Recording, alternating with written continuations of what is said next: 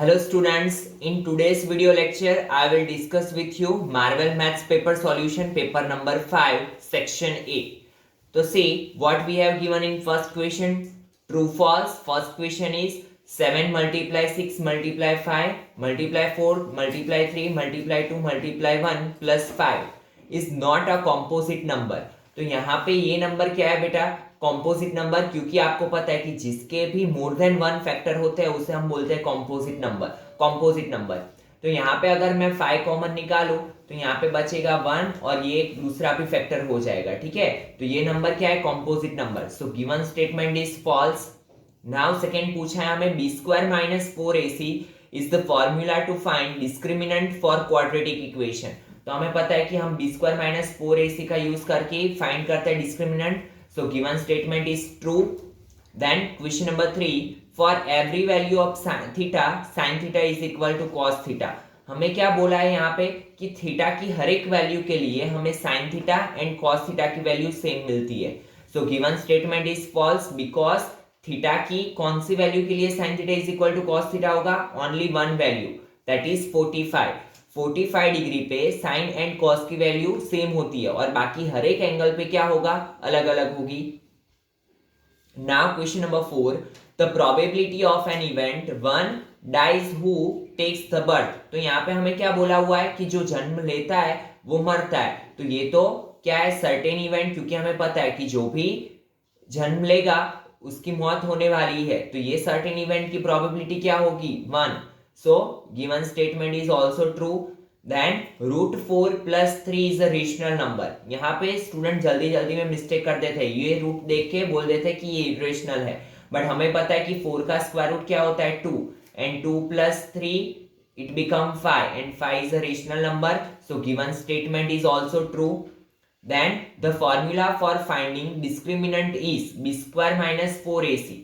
तो given statement is true क्योंकि हमें पता है कि डिस्क्रिमिनेंट फाइंड करने का फॉर्मूला क्या है? B square minus 4ac। Then question number 7, fill ups में हमने पूछा है blank is the median class for the following data, और एक डेटा दिया हुआ है 0 to 10, 10 to 20, 20 to 30, 30 to 40 and 40 to 50, and frequency में दिया हुआ है हमें 7, 15, 13, 17, 10। तो सबसे पहले हमें पता है कि मीडियन क्लास फाइंड करने के लिए हमें CF फाइंड करना पड़ेगा, और CF में से हम क्या करते हैं? लास्ट में जो मिलता है उसे हम बोलते हैं n, total number of observations.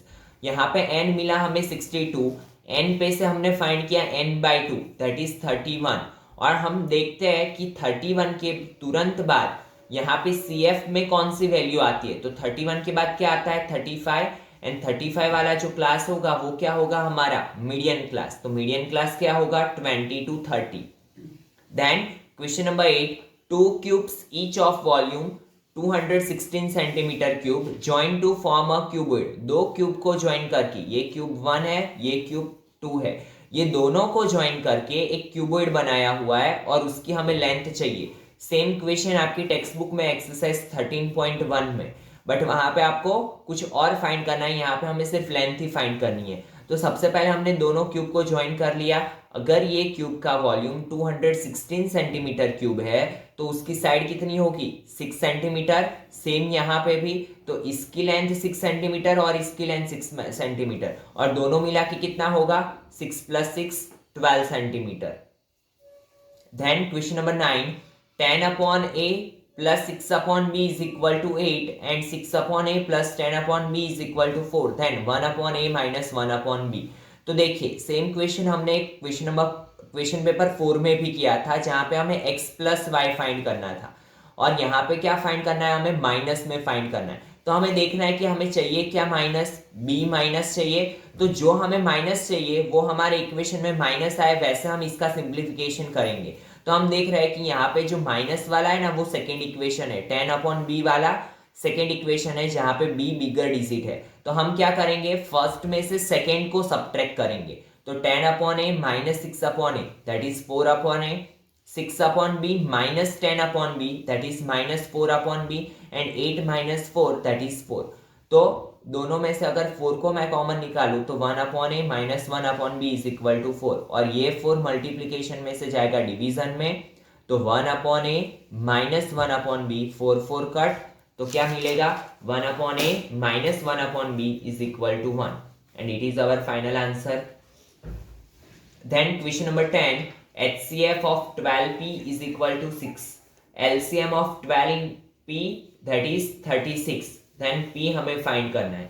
तो यहाँ पे हमें बताया हुआ है कि 12 का कोई एक नंबर के साथ HCF है 6 और 12 का कोई नंबर के साथ LCM है 36. तो हमें पता है कि HCF और LCM को रिलेट करते एक रिलेशन फॉर्मूला है in chapter 1, that is HCF of AB into LCM of AB is equal to A into B.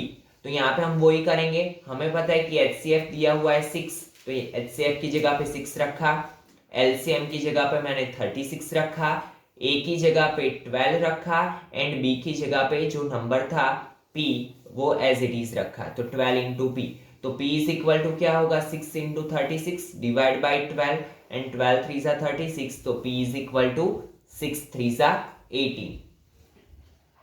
Now question number 11, if the value of criterion of quadratic equation x square minus 3x minus k is equal to 0 is k. यहाँ पे criterion का मतलब है discriminant. तो यहाँ पे discriminant हमें दिया हुआ है 1, तो हमें फाइंड करना है k. तो हमें पता है कि इक्वेशन क्या है, d is equal to b square minus 4ac और d की जगह पे मैंने रखा 1 रखा, बी स्क्वायर की जगह पे b की वैल्यू दैट इज -3 का स्क्वायर माइनस 4, a की जगह पे 1 एंड c की जगह पे माइनस के, माइनस माइनस प्लस, तो -3 का square 9 minus minus plus plus 4k 1 minus 9 that is -8 is equal to 4k. तो k इज इक्वल टू क्या मिलेगा -2 and that is our final answer. Now question number 12, the ratio of the areas of two triangle is 25:16. So their sides ratio is. तो हमें पता होना चाहिए कि एक थियरम है, थियरम 6.6 सिमिलैरिटी ऑफ ट्राइंगल्स. उसमें हमें एक फॉर्मूला मिला था कि area of triangle ABC upon area of triangle PQR is equal to AB upon BQ का whole square is equal to BC upon QR का whole square is equal to AC upon PR का whole square. Now area is 25:16 is equal to, हमें find करना है AB and PQ, दोनों side square root ले लो. तो AB upon PQ is equal to 5/4. So AB ratio PQ is equal to 5/4. Now objectives question number 13, 1 minus 10 square 45 upon 1 plus 10 square 45. Now we know that कि 10 45 की value क्या है 1, तो 1 minus 1 का whole square upon 1 plus 1 का whole square. तो 1 minus 1 that is 0 and 1 plus 1 that is 2. तो 0 upon 2. So answer is 0. Question number 14, the distance of P X Y from origin. Origin का मतलब हमें पता है कोऑर्डिनेट्स होते हैं 0 0. तो हमें एक्स वाई का डिस्टेंस 0 0 से फाइंड करना है. तो हमारे पास डिस्टेंस फॉर्मूला है. डिस्टेंस फॉर्मूला क्या था, x माइनस 0 का whole square plus y minus 0 का होल स्क्वायर. तो यहाँ पे होगा x square plus y square. तो A B is equal to क्या होगा root x square plus y square. So answer C is the right option, root x square plus y square. Now question number 15, two circles have radius r1 and r2 and distance between their center is d. तो हमें दिया हुआ है कि r1 minus r2 less than d less than r1 plus r2 then blank common tangent they have. यहाँ पे हमें दो सर्कल्स दिए हैं अलग अलग रेडियस के साथ, r1 एंड r2 के साथ. यहाँ पे मैंने मान लिया कि r1 जो है वो बिगर रेडियस वाला सर्कल है और r2 जो है वो स्मॉलर रेडियस वाला है. यहाँ पे हमें कुछ नहीं दिया है. आपको अगर ये बड़ा और ये छोटा रखना हो तो भी कुछ प्रॉब्लम नहीं है, क्योंकि यहाँ पे आपको मॉड्यूलस करके इसी वजह से दिया हुआ है. यहाँ पे फिर हमें बोला हुआ है कि दोनों का जो डिफरेंस है रेडियस का, ठीक है, उससे जो डिस्टेंस है दोनों के सेंटर के बीच का वो बड़ा है और दोनों की रेडियस के एडिशन से ये डिस्टेंस जो है वो छोटा है. तो जब भी ऐसी कंडीशन आए तो ये हमारा फिगर ऐसा बनेगा. ठीक है, हमें पूछा है कि दोनों के कॉमन टेंजेंट कितने हो सकते हैं. तो मैक्सिमम दोनों के कॉमन टेंजेंट कितने हो सकते हैं 2 अकॉर्डिंग टू दिस फिगर. ठीक है students. Now question number 16, 2 0 0 2 and 2 2 are coordinates of blank triangles. तो देखो ये क्वेश्चन में आपको ऑप्शन में अलग अलग ऑप्शंस दिए, उसमें एक ऑप्शन है राइट एंगल और दूसरा है isosceles.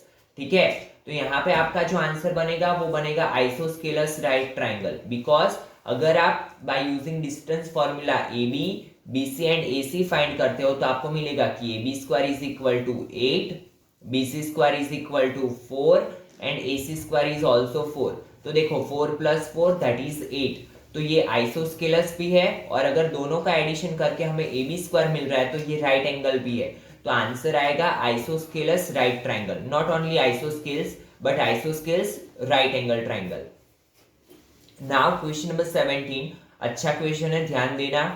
If the sum of the ages of 3 friends 5 years ago is x years, हमें क्या बोला हुआ है, 3 फ्रेंड्स है, उनकी 5 साल पहले की एज है x years, ठीक है।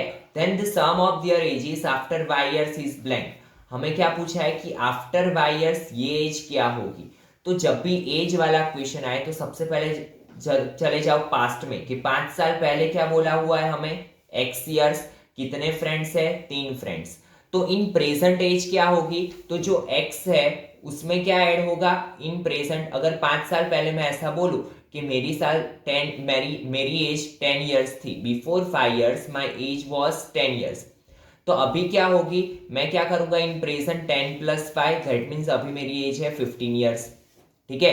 तो सेम यहाँ पे करेंगे, बट यहाँ पे कितने फ्रेंड्स है, 3 फ्रेंड्स, तो तीनों में 5 5 ऐड होंगे, x + 5 + 5 + 5 that means in present age है x + 15 years।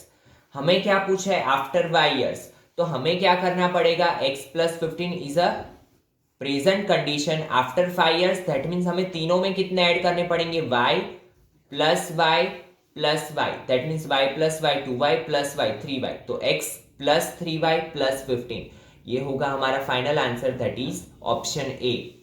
Now question number 18, equation pairs ax + 2y - 7 and 2x + 3y is equal to 8 have an unique solution for which a is not equal to blank। तो हमें पूछा है कि equation have unique solution, तो हमें पता है condition क्या होगी, चैप्टर 3 में हमने देखा हुआ है टेबल में कि अगर दो इक्वेशंस का यूनिक सॉल्यूशन है तो वो होता है a1/a2 is not equal to b1/b2। Now a1 की जगह पे मैंने रखा a, a2 की जगह पे 2, क्योंकि x इक्वेशन नंबर 2 का x का कोएफिशिएंट है 2, फिर b1 की जगह पे 2 एंड b2 की जगह पे 3, तो a/2 is not equal to 2/3, तो a is not equal to, ये 2 जाएगा यहाँ पे तो 2 2 4, तो a is not equal to 4/3, so b is the right option। Now question number 19, the class mark of the class interval 10 to 25 is 17.5, 25 plus 10, 35 divided by 2, 17.5।